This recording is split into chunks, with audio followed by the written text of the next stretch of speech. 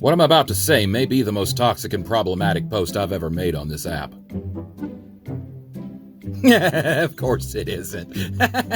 But we really should rank those. Maybe go through my stuff. I've got 3 accounts. That'd be a fun thing. Top 10 list or bottom 10. Anyway, let me explain a little bit here. And this is going to be kind of problematic, and I don't want it to be.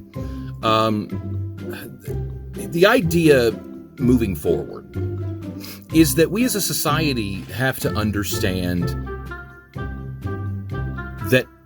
that truth and fact are not fluid.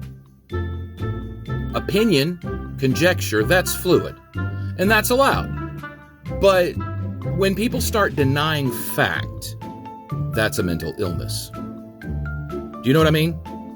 When we have people who, and I'm not, you got faith, that's awesome, have your faith. But you also have to acknowledge fact. And denial of fact is mental illness. Whether it's a religion, politics, or anything in your world, when you have fact presented in front of you and you dispute that and deny that, there's something going on in your mind. Okay? I think. Maybe there's nothing, but you at least need to pass that scrutiny to.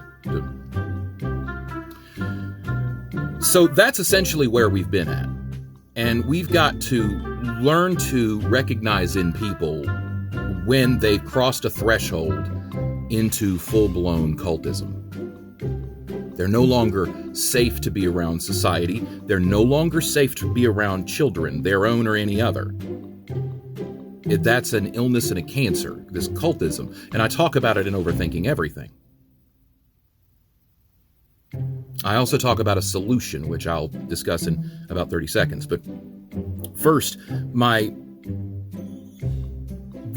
ideally, you could identify these problematic people and round them up somehow in a humane way and put them in their own little communities away from everyone else, where they can live together in buildings and eat together and, be deprogrammed and re-educated. Now, I call that college, which should be mandatory, right? They should be forced. And I say everyone should be forced, made to go to school. Look, education is not optional. Knowing and learning should not be optional.